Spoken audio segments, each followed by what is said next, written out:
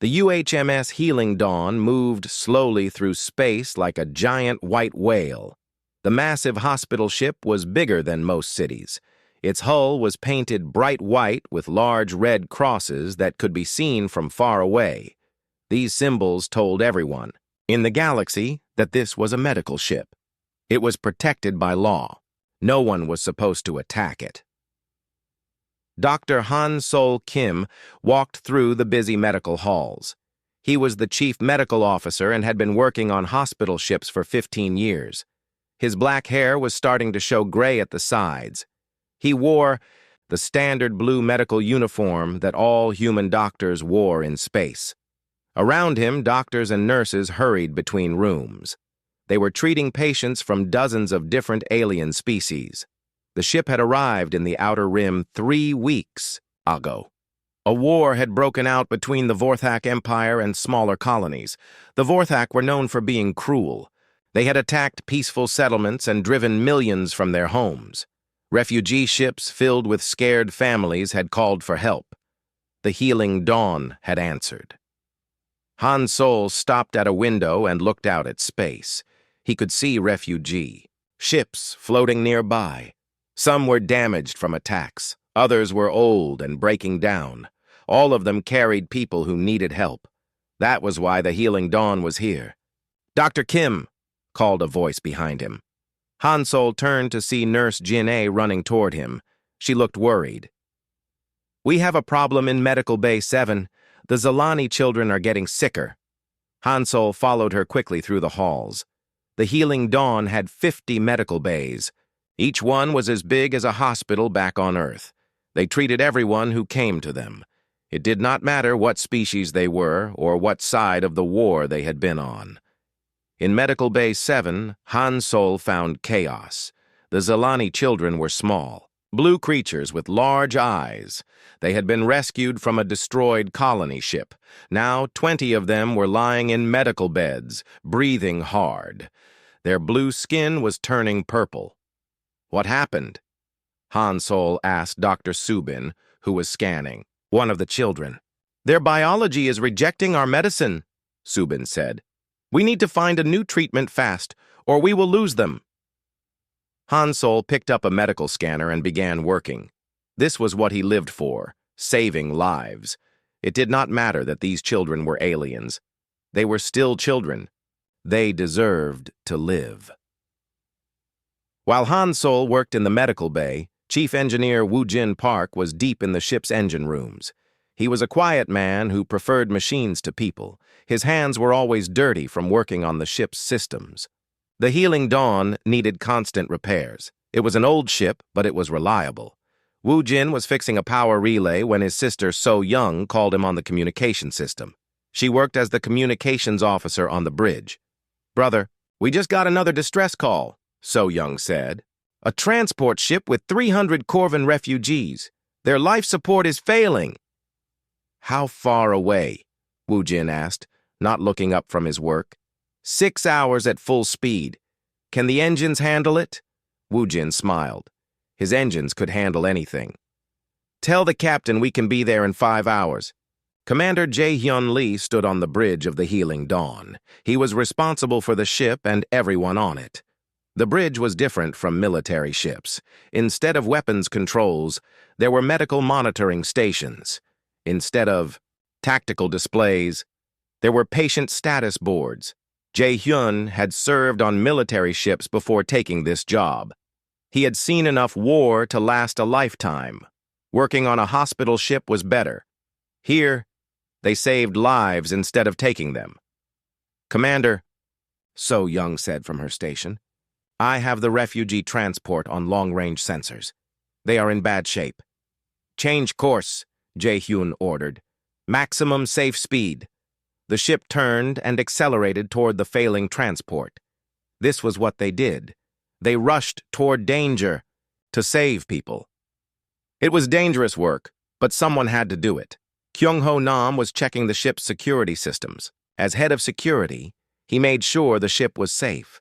But security on a hospital ship was different. They had only basic shields and no weapons. The Galactic Medical Neutrality Accords said medical ships could not carry weapons. Everyone was supposed to respect that. Kyung-ho walked through the corridors. He saw human doctors working next to alien medical staff. He saw Vorthak patients lying in beds next to the refugees they had been fighting. On this ship, the war stopped. Everyone was just a patient who needed help. The ship reached the failing transport just in time. Wu Jin's engines performed perfectly. The rescue teams worked for 6 hours to move all 300 refugees to safety. Many were sick or injured. Some were dying. The medical teams worked without stopping. Dr. Hansol had solved the problem with the Zalani children. He had created a new medicine that worked with their biology. All 20 children would live. He was tired but happy. This was why he became a doctor. As the Healing Dawn prepared to leave the area, Commander Jae-hyun made an announcement to the whole ship. "This is the commander speaking. Today we saved 300 lives. In the past 3 weeks, we have treated over 10,000 patients. We have shown the galaxy what humans stand for. We help anyone who needs it. We do not ask questions about sides or politics. We just heal." The crew felt proud. They were doing important work. The galaxy was full of war and hate, but the Healing Dawn was a place of peace and healing. So-young sent a message to Earth Command, reporting their activities. She also sent updates to the other hospital ships in the fleet. Humans ran 12 hospital ships throughout the galaxy. Each one carried the same mission: to heal anyone who needed help. The ship's patients came from dozens of species.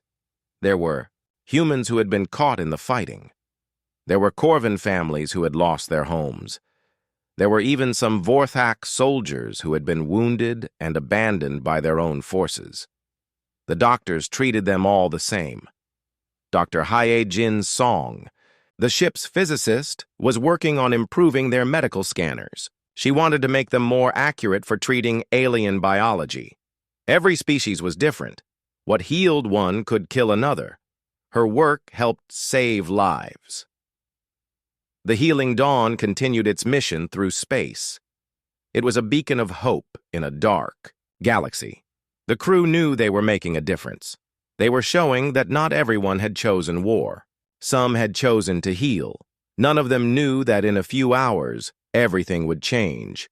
None of them knew that someone was watching them, someone who did not believe in mercy, someone who thought that helping refugees was the same as helping the enemy. The war was about to find the Healing Dawn. The alarm started screaming at 0347 ship time. Commander Jae-hyun Lee was sleeping when the sound woke him up. He jumped out of bed and ran to the bridge. The alarm meant only one thing. Unknown ships had appeared on their sensors. So-young Park was already at her station when Jae-hyun arrived. Her face was pale. "Commander, we have 15 Vorthak warships dropping out of hyperspace. They are surrounding us." Jae-hyun looked at the tactical display. The Vorthak ships were huge and black. They looked like metal sharks with weapons pointed in every direction. The biggest ship was twice the size of the Healing Dawn. "Open a channel," Jae-hyun ordered. "Let me talk to them." The main screen lit up. A Vorthak appeared on the screen. He was tall and covered in dark scales. His yellow eyes were cold and angry. Scars covered his face from old battles. "I am Admiral Thexmore of the Vorthak Imperial Fleet," the alien said. His voice was like metal, scraping on stone. "You will surrender all refugee patients to us immediately. They are enemies of the Empire." Jae-hyun stood straight. "Admiral, this is Commander Lee of the UHMS Healing Dawn. We are a medical vessel operating under the Galactic Medical Neutrality Accords. Our patients are protected by galactic law. We cannot surrender them to anyone." Admiral Thexmore's eyes grew even colder. "Human, your laws mean nothing to the Empire. Give us the refugees or we will take them." "Admiral, please understand," Jae-hyun said calmly. "We are doctors and nurses. We treat anyone who needs help. We have Vorthak patients on board, too. We are neutral." "There is no neutrality in war," Thexmore growled. You help our enemies. That makes you our enemy. You have 10 minutes to surrender the refugees. If you refuse, we will board your ship and take them by force." The screen went black. Jae-hyun turned to his crew. "Send a message to Earth Command. Tell them what is happening. Also send it to the Galactic Council." So-young's fingers flew over her controls. "Message sent, Commander, but it will take hours to reach them." Down in the medical bays, the crew was working normally. They did not know about the Vorthak ships yet. Dr. Han-Sol Kim was checking on a human patient who had been hurt in a mining accident. The man would live, but he would need surgery. "Doctor," called Nurse Min-ji from across the room, "the Corvin children are asking for their parents again."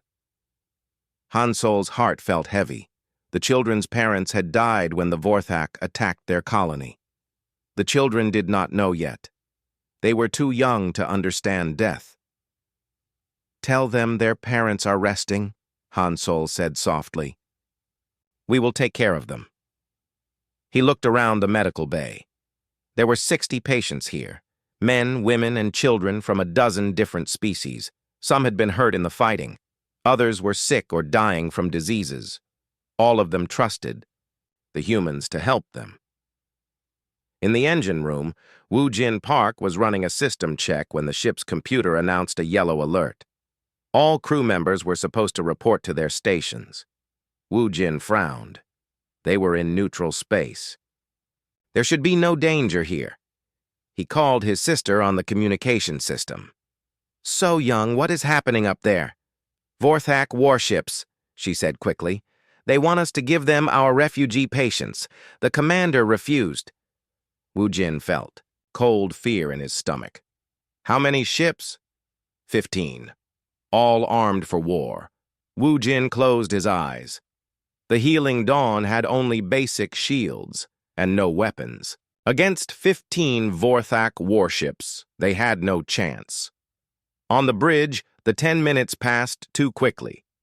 Admiral Thexmore appeared on the screen again. His patience was gone. "Time is up, human. Surrender the refugees now." "I cannot do that," Jae-hyun said firmly. "These people are under our protection. They are patients, not prisoners." "Then you have chosen death," Thexmore said. "All ships, open fire."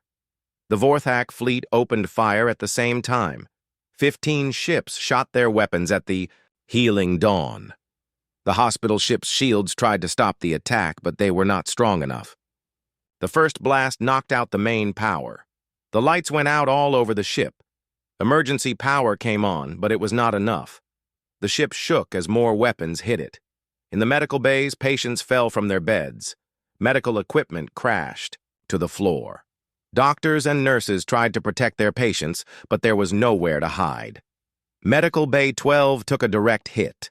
The hull broke open, and the bay lost air. Everyone inside died in seconds. 30 patients and 8 medical staff were gone. Han-Sol got the report and felt sick. They were doctors. They saved lives. Why would anyone attack them? The ship's communication system crackled.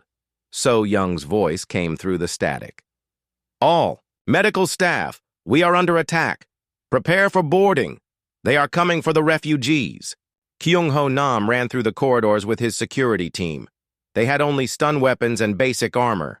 Against Vorthak soldiers, they would not last long, but they would try to protect the patients. "Set up defenses around the refugee areas," Kyung-ho ordered. "If they want the patients, they will have to go through us." Another blast hit the ship. This one destroyed Medical Bay 7, where the Zalani children had been treated. The children Han-Sol had worked so hard to save were dead. The medicine that had taken hours to develop was worthless now. In the engine room, Woo-Jin watched his power systems fail one by one. The Vorthak weapons were tearing the ship apart. Soon they would have no shields at all. The engines were damaged but still working. Maybe they could run. But where could they go? The Vorthak ships were faster. Commander Jae-hyun tried to keep the ship together, but it was hopeless. They were a medical vessel fighting a battle fleet. It was like a hospital trying to fight an army. "Commander," So-young called.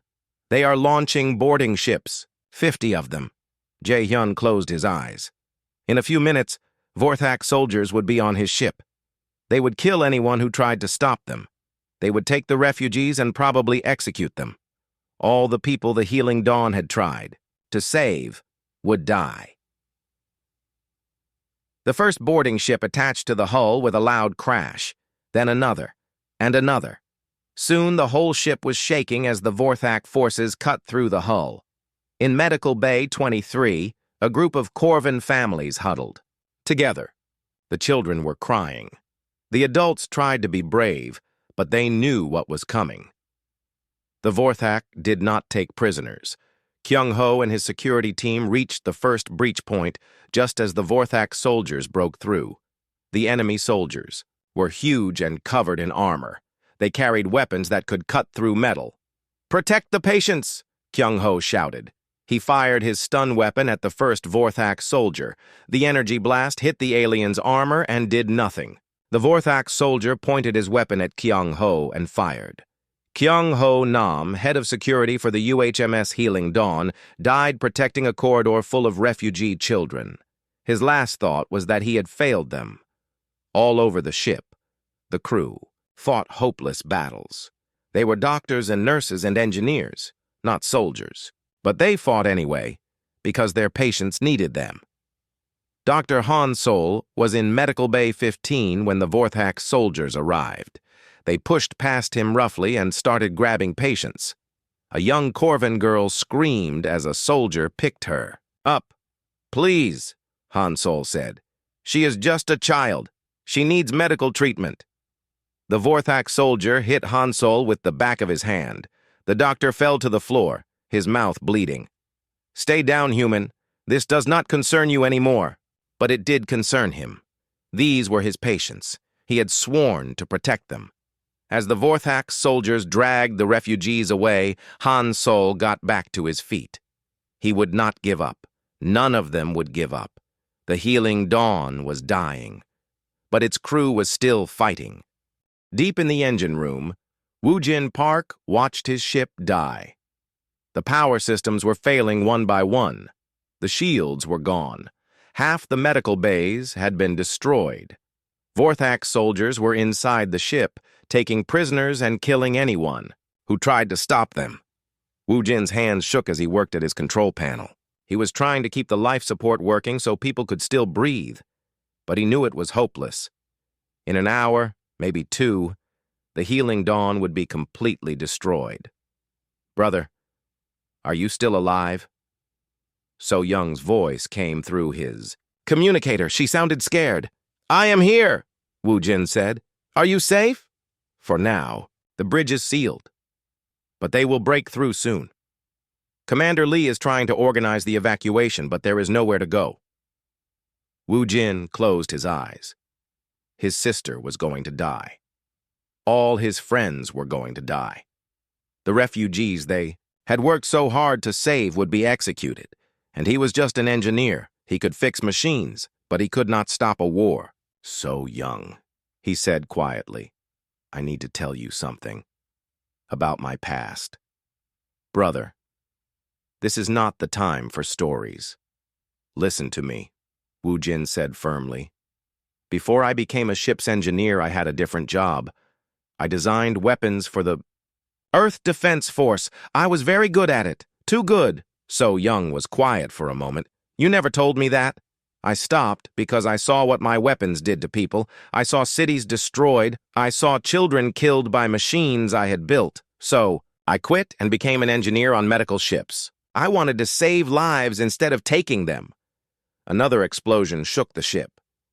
Woojin could hear Vorthak soldiers shouting in the corridors above him. They were getting closer to the engine room. "Why are you telling me this?" So Young asked. "Because maybe it is time to build weapons again, just this once." Woojin left his station and ran deeper into the engine room. There were other people down here. Dr. Min-young Choi, the ship's physicist, was trying to reroute power to the medical bays. Systems specialist Dong-hyun Yoon was working on the computer networks. Medical AI specialist Taiwan Jung was backing. Up patient data before the computers were destroyed. Everyone, stop what you are doing, Wu Jin called. I need your help with something. Min Young looked up from her work. She was a small woman with smart eyes. Wu Jin, we need to keep the life support working. People will die if we lose power. People are already dying, Wu Jin said. The Vorthak are killing our patients. We need to fight back. Dong Hyun laughed bitterly. Fight back? With what? We are a hospital ship. We do not have weapons. We have medical equipment, Wu Jin said. And medical equipment uses very advanced technology.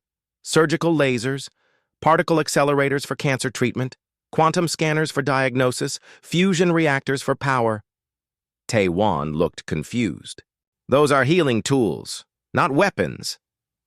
Any tool can be a weapon if you know how to use it, Wu Jin said. I know how to use it. Dr. Hee-Jin Song came running into the engine room. She was breathing hard and her medical uniform was torn. The Vorthak have taken Medical Bay 5.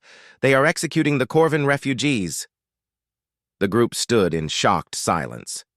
These were people they had treated, people they had saved, people who had trusted them for protection. How long do we have before they reach this level? Wu Jin asked. Maybe an hour, Hyejin said.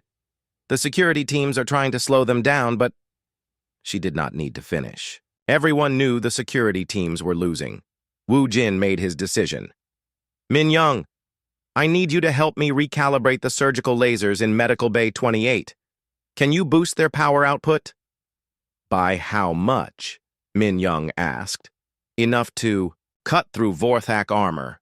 Min Young's eyes went wide. That would be 10 times their normal power. The focusing crystals would not survive that kind of energy.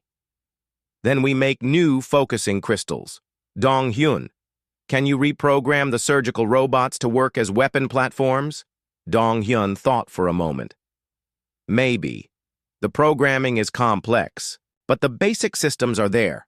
They already track targets and make precise movements. Good. Tae-Wan, I need you to link the medical AI to the ship's sensors. Can the diagnostic scanners be used for targeting? The quantum medical scanners can see through armor and identify weak points, Tae-Wan said slowly. If I modify the software, they could guide weapons to the most vulnerable spots.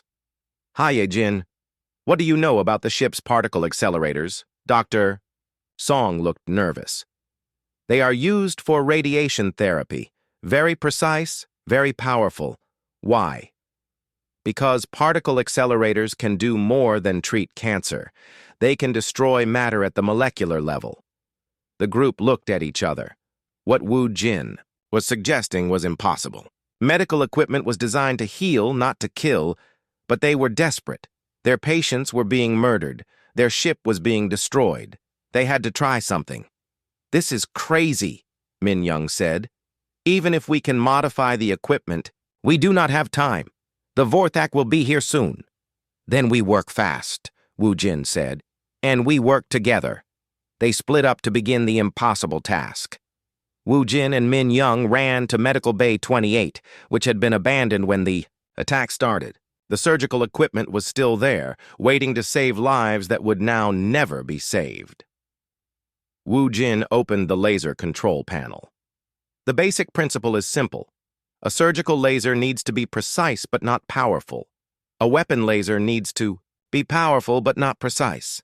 We reverse the focus. Min Young watched him work. You really did design weapons before. I was the best, Wu Jin said without pride. I created things that could destroy planets. Now, I just want to save one ship. They worked for 30 minutes, modifying laser after laser. The medical equipment fought them at every step. It was designed with safety systems to prevent exactly what they were trying to do. But Wu Jin knew how to disable safety systems. Meanwhile, Dong Hyun was in the surgical robot storage bay. The robots were designed to assist in operations. They could make cuts smaller than a human hair.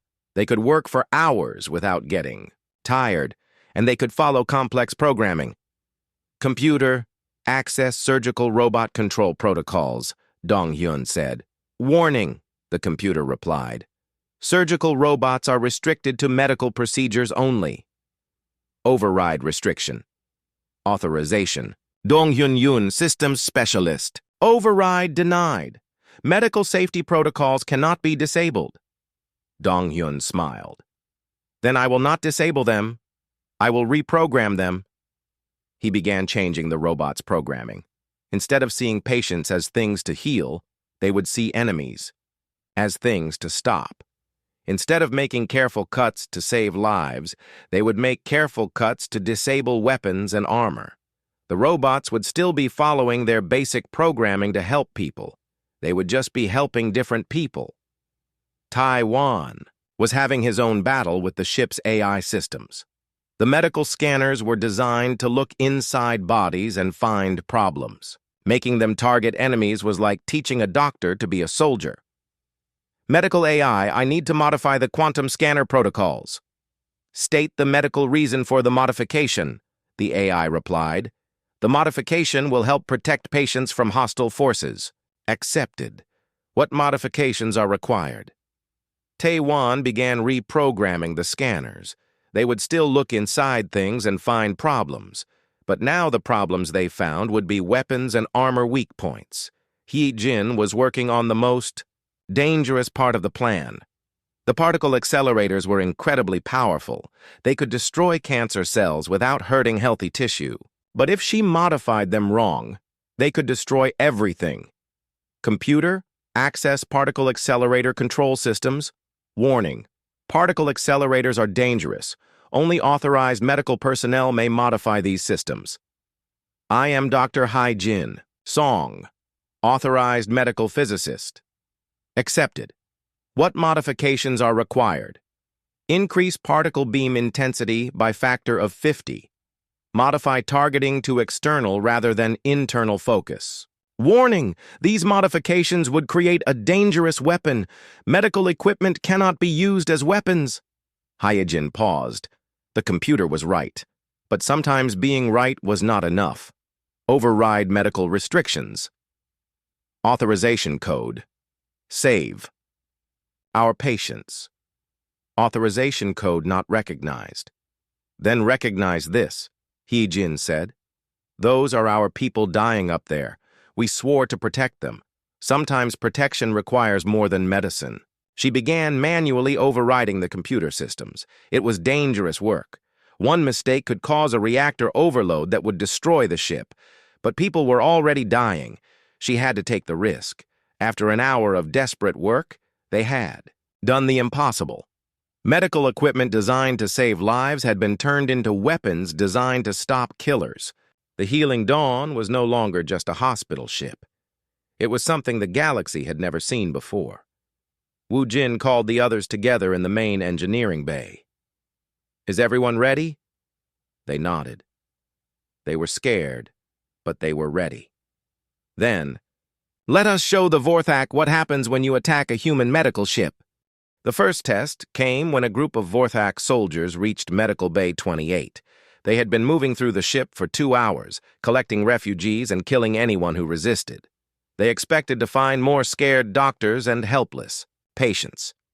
Instead, they found something impossible. The first soldier through the door was hit by a surgical laser that had been modified to cut through armor instead of tissue.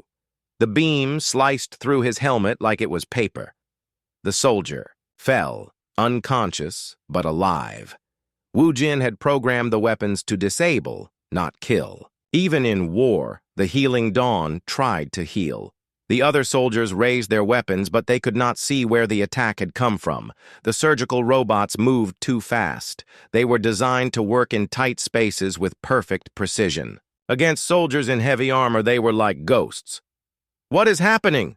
One soldier shouted in the Vorthak language. His answer came from the ceiling. A surgical robot dropped down and used its precision tools to cut the power cables on his weapon. Another robot disabled his communication system. A third cut the straps on his armor. In seconds, the soldier was helpless. The remaining soldiers tried to retreat, but the corridor behind them had changed. Wu Jin had reprogrammed the ship's life support systems. The air circulation created invisible barriers that pushed the soldiers where he wanted them to go. They found themselves trapped in a medical bay that had become a precision battlefield. From the engine room, Wu Jin watched through the ship's internal sensors. "Dong Hyun, how are the surgical robots performing?"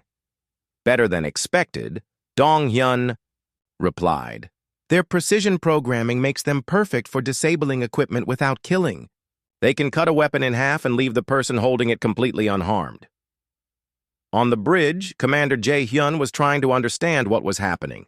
His ship had been dying, but now the Vorthak advance had stopped. Soldiers who had been moving freely through the ship were trapped or disabled. "Commander," So Young called from her station, "I am getting reports from all over the ship. The Vorthak forces are being stopped by our medical equipment." "What do you mean?" "The surgical systems are fighting back. I do not understand how, but our medical bays have become defensive positions."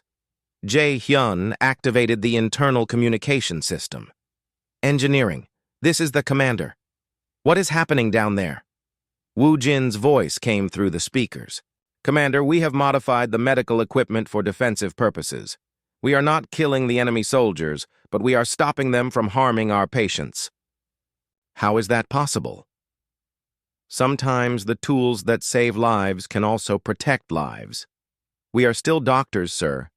We are just being very creative doctors."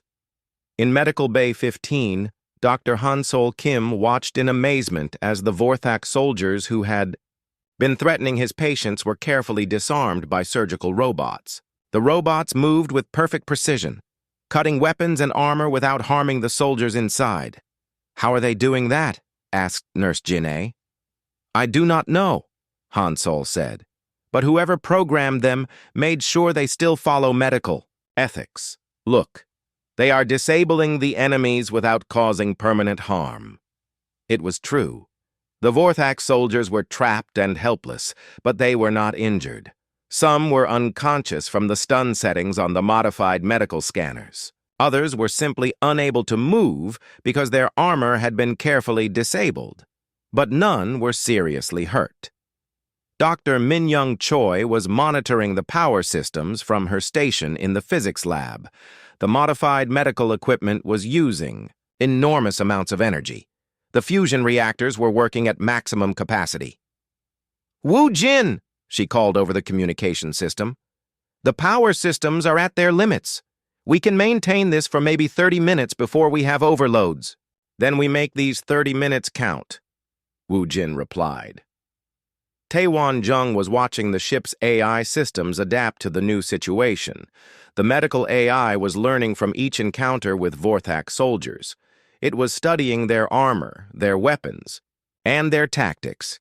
Each time the surgical systems encountered a new type of equipment, the AI figured out how to disable it more efficiently. "The medical AI is evolving," Taewon reported. "It is treating the Vorthak invasion like a medical problem that needs to be solved, and it is getting better at solving it." Dr. Hyejin Song was having the most dangerous job. She was manually controlling the particle accelerators from the radiation therapy department. These machines could destroy matter at the molecular level. She was using them to target the Vorthak weapons specifically, breaking down the metal and circuitry without affecting the biological matter of the soldiers holding them. "This is insane," she muttered as she targeted another weapon. "I am using cancer treatment equipment to perform precision surgery on enemy weapons." But it was working.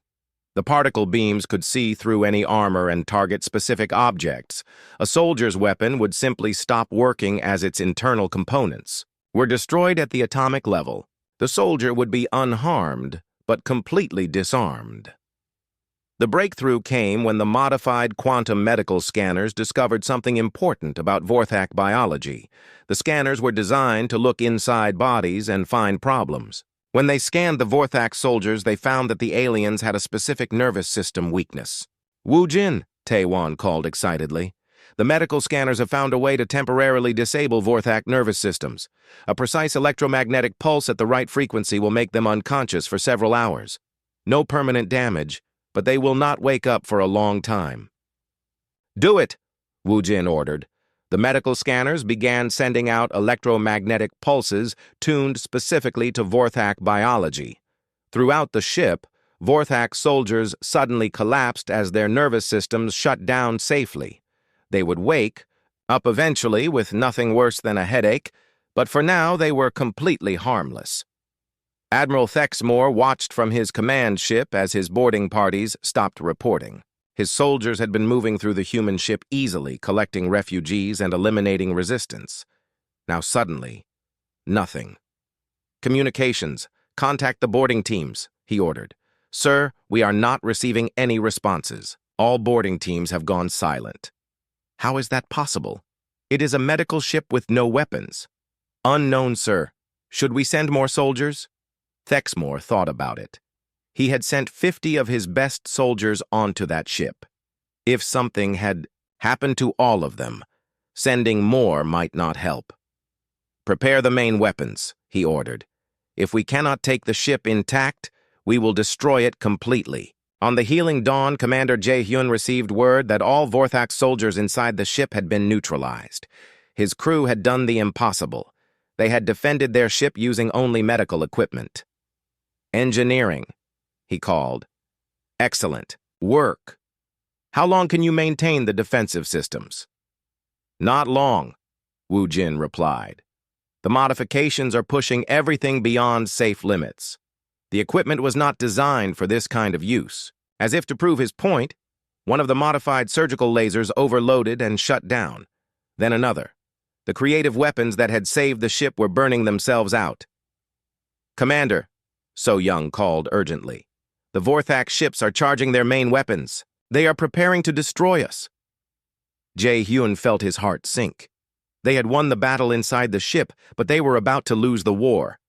The Vorthak fleet could destroy the Healing Dawn with a single coordinated attack. "Can we run?" he asked.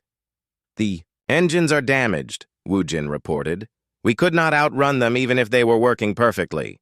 "Then we need another miracle," Jae-hyun said.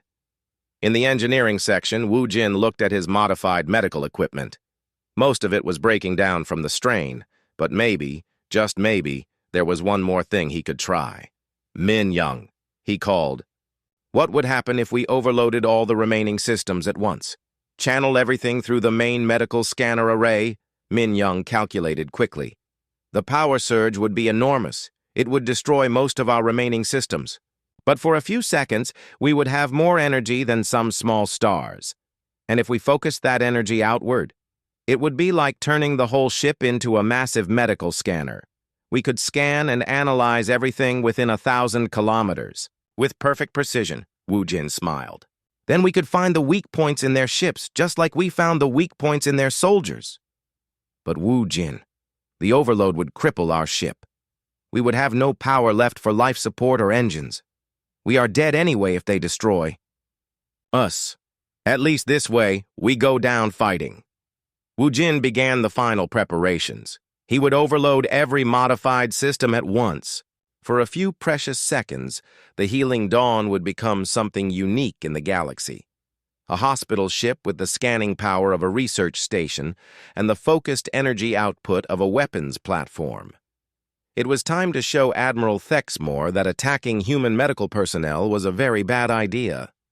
Admiral Thexmore stood on the bridge of his flagship, watching the human hospital ship float helplessly in space. His boarding teams had gone silent, but that did not matter now. In 30 seconds, his 15 warships would fire together and destroy the Healing Dawn completely. "All ships report ready," his weapons officer announced. "Fire!" Thexmore ordered.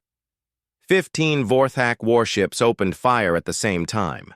Their weapons lit up space with deadly energy. The attack was powerful enough to destroy a battle station.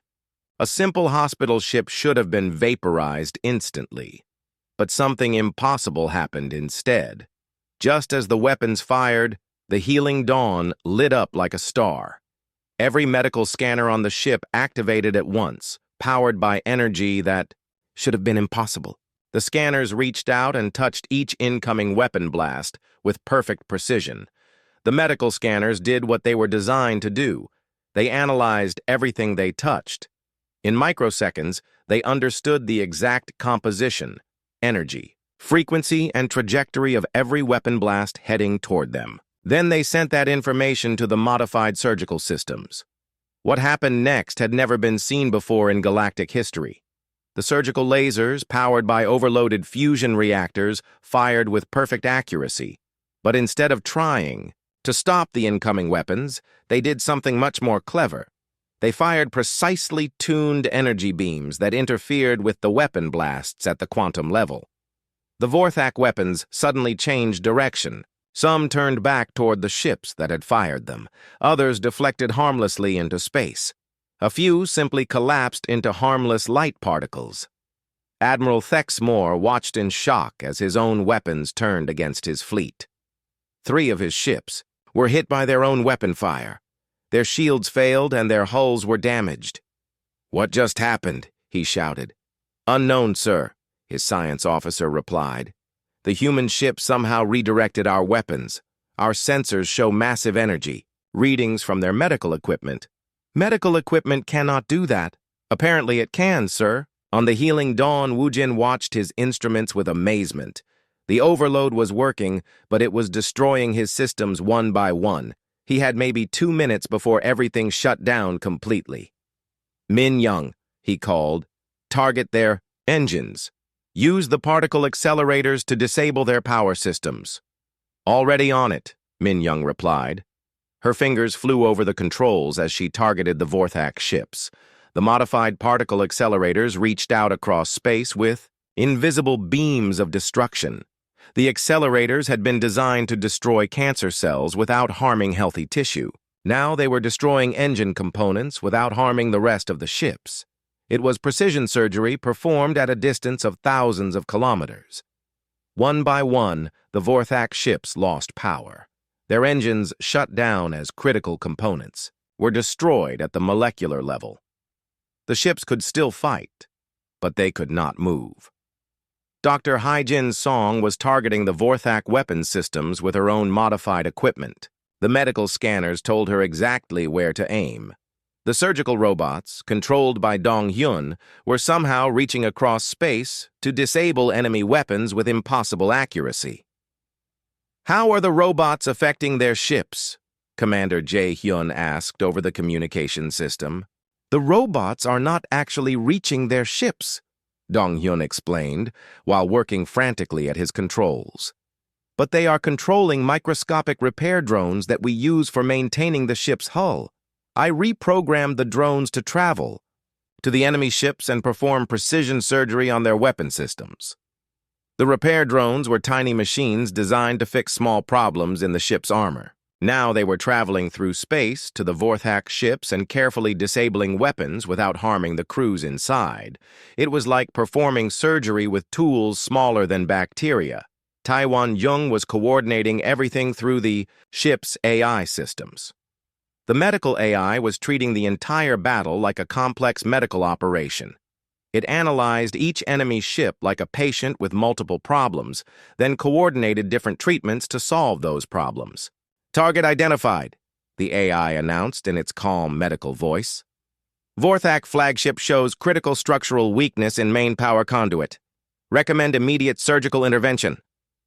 "Do it," Wu Jin ordered. A focused beam from the particle accelerator struck the flagship's power conduit with surgical precision. The beam was so narrow and precise that it passed through the ship's armor without causing any damage, then destroyed exactly the right components to shut down the main power system. Admiral Thexmore's flagship went dark. The lights went out. The weapons stopped working. Even the artificial gravity failed. But the life support systems continued working perfectly. The human weapons had been designed to disable, not destroy.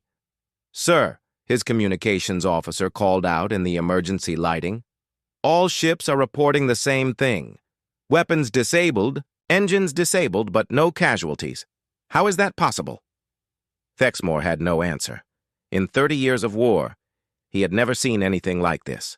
The humans had turned a hospital ship into something that could defeat an entire battle fleet, but they had done it without killing anyone. On the healing dawn, the overloaded systems were finally failing. One by one, the modified medical equipment shut down as the power surge burned out their circuits. But the job was done. All 15 Vorthak ships were disabled and helpless. "Commander," Wu Jin reported, "all enemy ships are neutralized. They have no weapons and no engines, but their life support is intact. No casualties reported." Commander Jae-hyun sat in his command chair, trying to understand what had just happened. His medical ship had just defeated a battle fleet using nothing but healing equipment.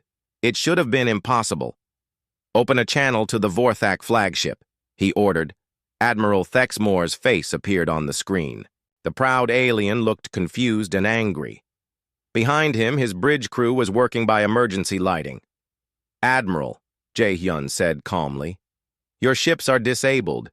Your soldiers on my ship are unconscious but unharmed. You have lost this battle." "How?" Thexmore demanded. "You are a medical ship. You have no weapons." "You are right," Jae-hyun replied. "We have no weapons. We have only medical equipment. But medical equipment in the right hands can do amazing things. It can heal the sick, disable the violent, and protect the innocent." "This is impossible." "No, Admiral. This is what happens when you attack doctors who are trying to save lives. We will always find a way to protect our patients." Jae-hyun paused, then continued. "Your soldiers are alive. Your crews are alive. We could have killed all of you, but we chose not to. That is the difference between us. You came here to kill refugees and doctors. We chose to save everyone, even our enemies." So Young was broadcasting the entire conversation across the galaxy. Every species with communication equipment was watching and listening. The attack on the hospital ship and the impossible victory were being seen by billions of beings. "Admiral," Jae-hyun continued, "I am going to send medical teams to your ships to treat any injuries your crews suffered during the battle. That is what we do. We heal people." I do not understand," Thexmore said. "Then let me explain. You attacked a hospital ship because you thought we were weak. You thought that people who choose to heal instead of hurt are easy targets. You were wrong. We are not weak. We are just choosing to use our strength differently." The communication ended. Jae-hyun turned to his crew on the bridge. "Prepare medical teams to assist the Vorthak ships. Check on our own people first, but once we know our crew is safe, we help everyone else." Dr. Han Sol Kim was already organizing medical teams. Even after being attacked, even after losing friends and patients, the crew of the Healing Dawn was preparing to help their attackers. It was what they did. It was who they were. In the engine room, Wu Jin looked at his ruined equipment. Most of the medical systems were destroyed from the overload. It would take months to repair everything. But they had saved the ship. They had saved their patients. And they had shown the galaxy something new. "Brother," So Young called on the communication system. "The entire galaxy is talking about what happened here. They are calling it the Battle of the Healing Dawn. They are saying that humans have changed warfare forever." Wu Jin smiled tiredly. "We did not change warfare. We just showed that sometimes the best weapon is refusing to be a weapon." Outside, the ship, the disabled Vorthak fleet, floated helplessly in space. Inside the ship, human medical teams prepared to save the lives of the people who had tried to kill them. It was the most human thing imaginable. The battle was over, but the consequences were just beginning. 3 days after the battle, the galaxy had changed forever. The video of the Healing Dawn defeating 15 Vorthak warships using only medical equipment had been seen by every species in known space. So Young Park's broadcast had reached the farthest corners of the galaxy. Everyone was talking about the impossible battle. On the Galactic Council's central station, representatives from 200 species gathered for an emergency session. The attack on a hospital ship had violated every law of civilized warfare, but the human response had shown something that no one had thought possible. "The humans turned healing tools into defensive weapons," announced Councillor Veltar of the Zelani Union. "But they did not kill anyone. Even when attacked without reason, They chose to preserve life. Counselor Zephyrin of the Corvan Federation stood to speak. Many of the refugees on that ship were my people. The humans saved them twice. First from the war, then from execution. We owe them a debt that can never be repaid. The Vorthak representative, General Kexoth, sat silently in his chair. 3 days ago, the Vorthak Empire had been feared throughout the galaxy. Now they were being discussed like criminals. The attack on the hospital ship had made them enemies of every civilized species. The Vorthak Empire demands the return of our ships and soldiers, General Kexoth finally said. Your ships and soldiers attacked a medical vessel, replied the council president. Under galactic law, they are now prisoners of war. The humans have every right to hold them. But they were not harmed, Kexoth protested. The humans treated our wounded and fed our soldiers. They even repaired our life support systems. Yes, the president said. That is exactly why this incident is so significant. The humans showed mercy to those who showed them none. They have demonstrated what true civilization looks like. Back on the Healing Dawn, repairs were continuing slowly. Half the ship's medical equipment had been destroyed in the battle. But help was coming from everywhere. The Zalani had sent replacement medical scanners. The Corvan Federation had provided new surgical equipment. Even species that had never spoken to humans before were offering assistance. Dr. Han Sol Kim was in Medical Bay 12, which was being rebuilt after being destroyed in the attack. The bay would be bigger than before, with equipment donated by grateful species from across the galaxy. Doctor, called Nurse Jinne, we have another group of visitors wanting to tour the ship. Han Sol smiled. Every day, representatives from different species came to see the ship that had changed everything. They wanted to understand how medical equipment could become defensive weapons, but more importantly, they wanted to understand how humans thought. Send them to Conference Room 3, Han Sol said. I will speak with them after I finish here. Commander Jae-hyun Lee was in his ready room, reading reports from Earth Command. The human government was still trying to understand what had happened. The Battle of the Healing Dawn had made humanity famous throughout the galaxy, but fame could be dangerous. Commander, So-young called from the bridge, we have a priority message from Earth Command. Put it through. Admiral Chen's face appeared on the screen. She was the commander of all human medical ships. Commander Lee, I have new orders for you. Yes, ma'am. The Galactic Council has requested that the Healing Dawn become the flagship of a new multi-species medical fleet. They want human doctors and engineers on ships from every major species. They believe that human medical innovation could revolutionize how we treat patients throughout the galaxy. Jae-hyun was quiet for a moment. Admiral, we are just one ship with one crew. How can we help an entire galaxy? By teaching others what you have learned. The galaxy has seen that humans can turn any tool into either a weapon or a healing device, depending on what is needed. They want to learn that flexibility. In the engine room, Woojin Park was training engineers from 6 different species. They had come to learn about human engineering, but they were learning about much more than that. The key, Woojin explained to his students, is not to think about what equipment is supposed to do. Think about what it could do if you needed it to do something else. A young Zalani engineer raised her hand. But, Instructor Park, is it not dangerous to modify medical equipment? What if someone gets hurt? That is exactly the right question, Woojin said. Every modification we made was designed to protect people, not harm them. Even when we were fighting for our lives, we made sure our weapons would disable rather than kill. That is the difference between human engineering and weapons engineering. Corvan students spoke up. But how did you know the modifications would work? You had no time to test them. Woojin thought about the question. We did not know they would work, but we knew that doing nothing would definitely fail. Sometimes you have to try something impossible because it is the only chance you have. Dr. Min Young Choi was working in the new physics lab that had been built to replace the one destroyed in the battle. She was developing new medical scanning technology based on what they had learned during the fight. "If we can scan through armor to target weak points," she explained to her research team, "we can also scan through tissue to find problems that other equipment might miss. The same technology that disabled enemy weapons can find diseases before they become serious." Taewon Jung was in the AI Research Center, teaching other programmers about medical AI systems. "The important thing," he told them, "is that the AI must always prioritize preserving life. Even when we modified our systems for defense, the AI was still following its basic programming to protect patients."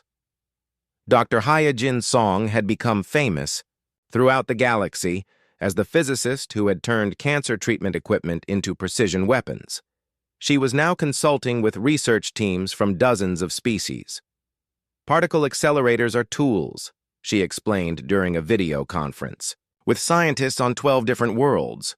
They can destroy cancer cells, or they can destroy weapon components. The physics is the same. The difference is in how you choose to use them." Meanwhile, the Vorthak Empire was facing consequences for their attack. 20 species had cut off trade with them. Their economy was collapsing. Worse, many Vorthak citizens had seen the broadcast of the battle and were asking uncomfortable questions about their government. Admiral Thexmore had been court-martialed by his own government for the failed attack. But before his trial, he had requested a meeting with Commander Jae-hyun Lee. The meeting took place on a neutral space station.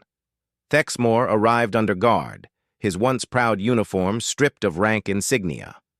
Jae-hyun came alone, wearing his simple medical uniform. "Commander Lee," Thexmore said quietly, "I have come to ask a question." "What question?" "Why did you not kill us? You had the power. We had attacked your medical ship, killed your people, threatened your patients. In Vorthak culture, such enemies would be destroyed completely. But you chose to save us instead. Why?" Jae-hyun thought about the question. "Admiral, what would killing you have accomplished? Your soldiers would still be dead. Our people would still be dead. The refugees would still be scared.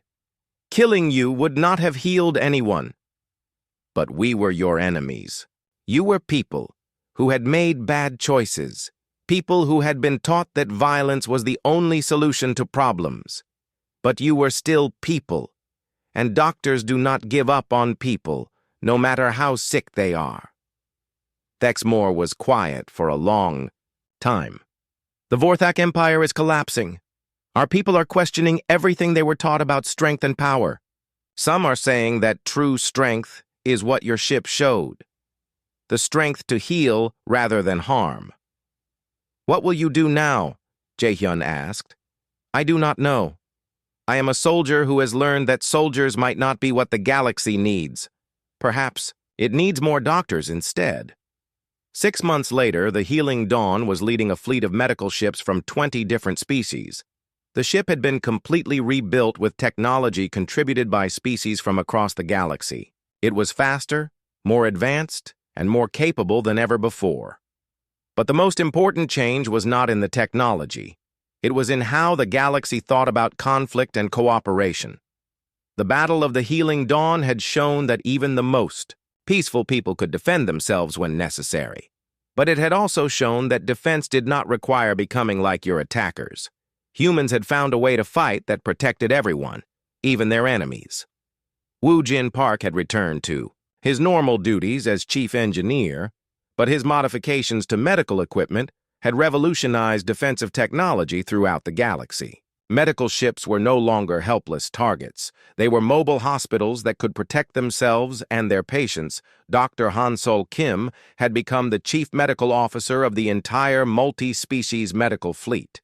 He oversaw doctors and nurses from 40 different species, all working together to bring healing to the galaxy. So Young Park had been promoted to chief communications officer for the fleet. Her broadcasts during the battle had become part of galactic history. Students throughout the galaxy studied her recordings to understand how one person's courage could change everything. Commander Jae-hyun Lee had been promoted to admiral and given command of the entire medical fleet. Under his leadership, the fleet had saved millions of lives and prevented dozens of wars simply by existing. The sight of medical ships protected by human innovation had made species think twice about conflicts.